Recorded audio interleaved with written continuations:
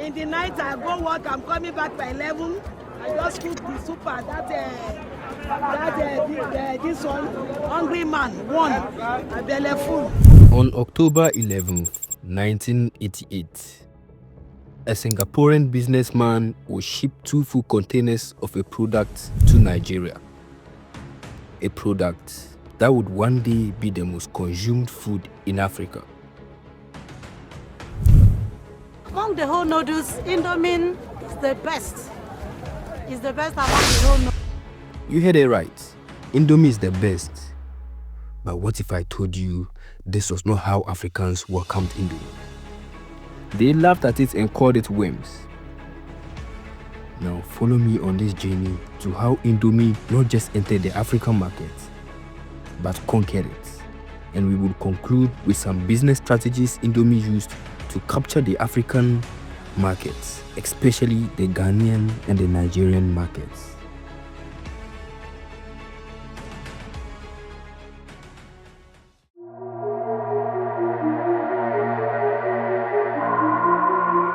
Minister, after these momentous pronouncements, and I'd like to add one.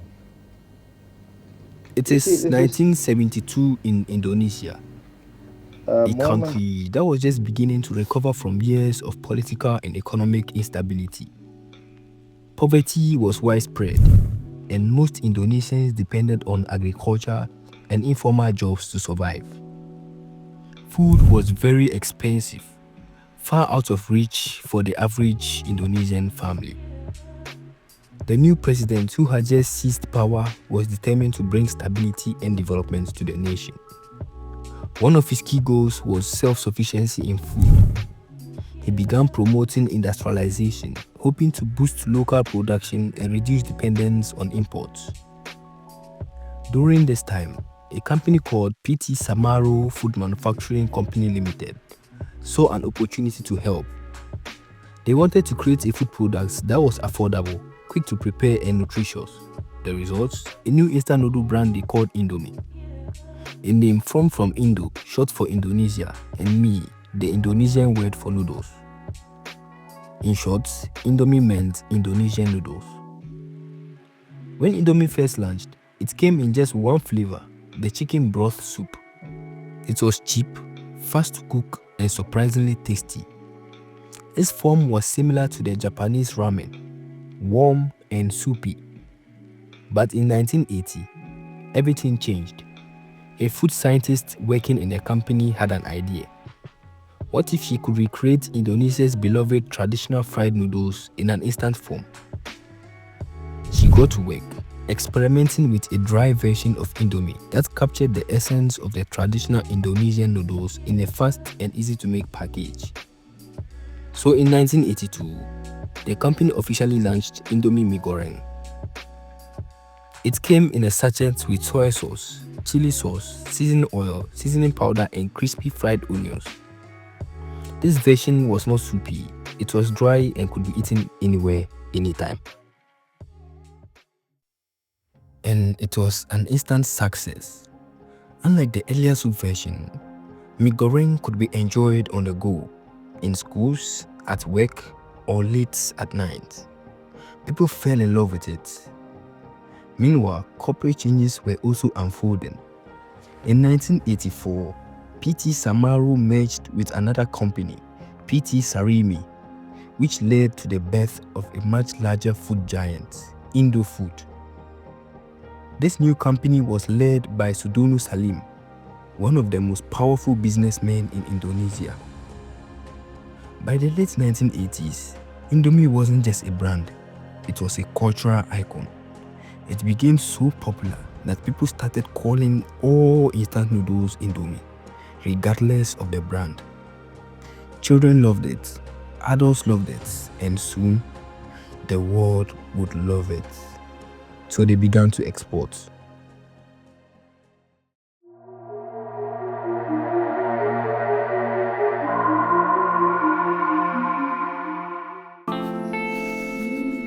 Who did that?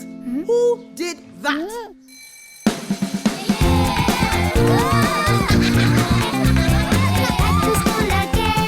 Back to school again.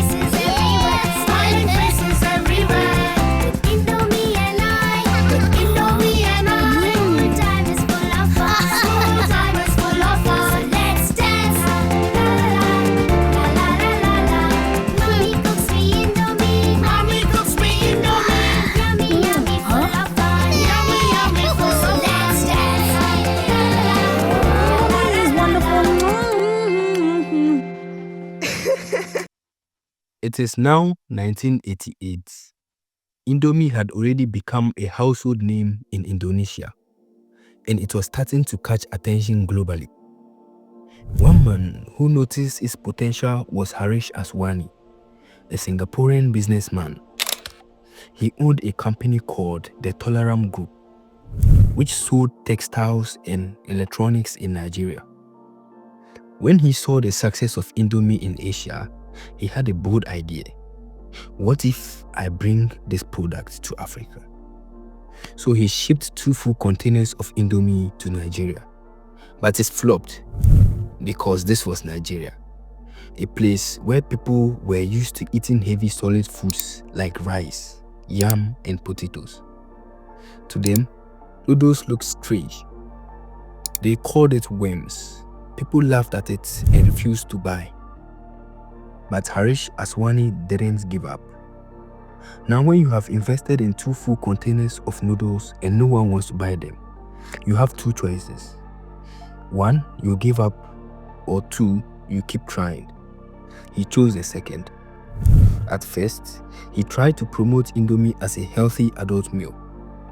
But that didn't work. So he changed his strategy. He started targeting 2 groups, children and busy mothers. He went door to door, from schools to markets to homes, teaching mothers how to cook Indomie and showing kids how fun and easy it was to eat. Still not satisfied, he launched a full-scale media strategy.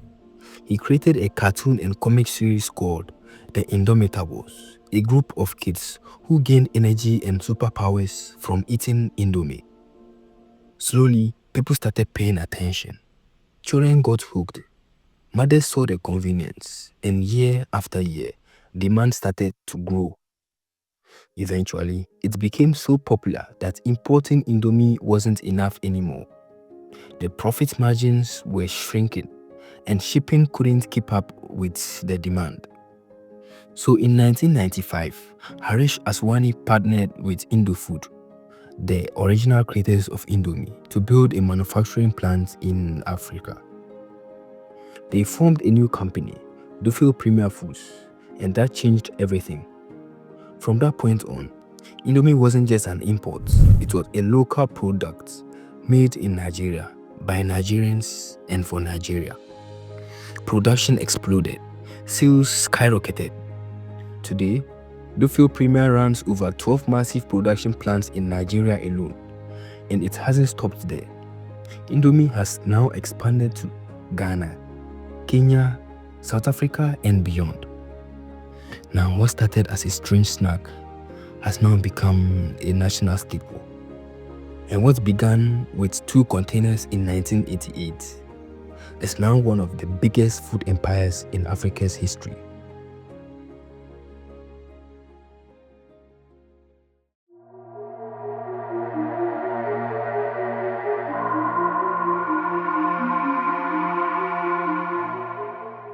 Food and Drug Regulation Agency, NAFDAC, has begun investigating the contents of the popular noodle brand Indomie.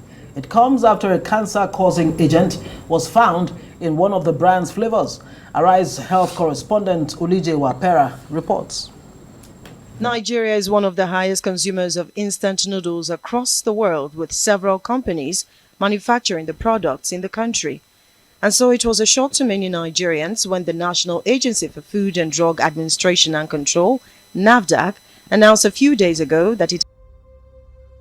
Over the years, Indomie has become more than just food. It has become a subject of countless conspiracies, rumors, and wild misconceptions. Some people believe it causes cancer. Others say it contains plastic. And in certain places, people even claim it was created to secretly reduce the population of Africa. So where did all of this come from? And is any of it true? Let's go back. As Indomie grew massively in Africa, especially in Ghana and Nigeria, it became one of the most consumed foods across the continent.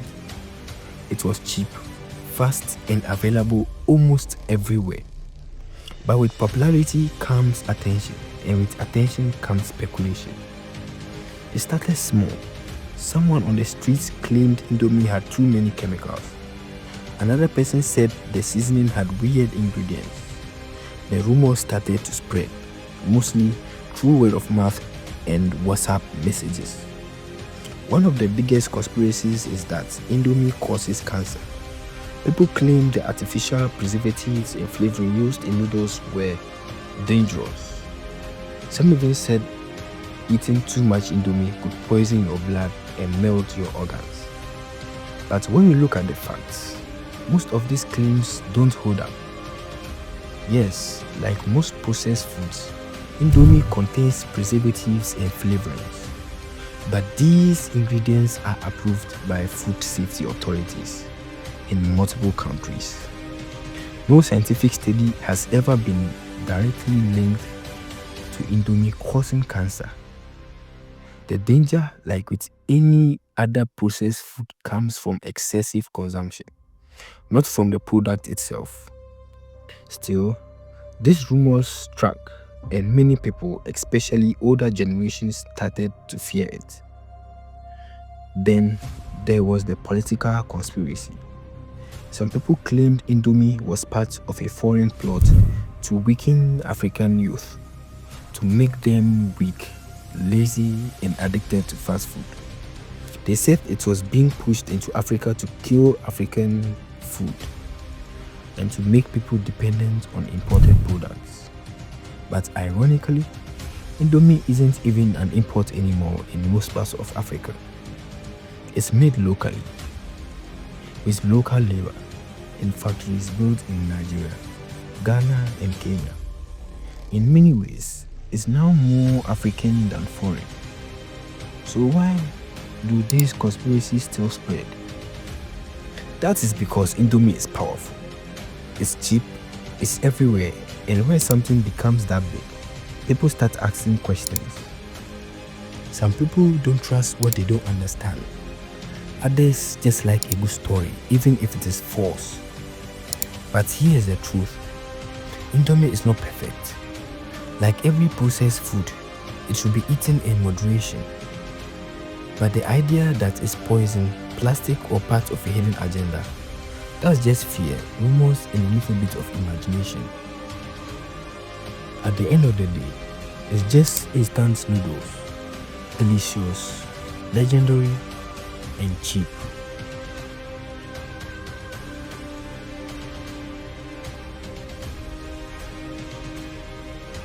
Hello, my friends. Wait, before you click off, I have one thing to say. Thank you very much for watching this video to the end. Now, if you enjoyed this video, I want you to like it. And I also make documentary style videos about money, power, and corruption. Now, if this topic seems to interest you, I want you to follow this channel. Thank you very much. And as usual, hand to head.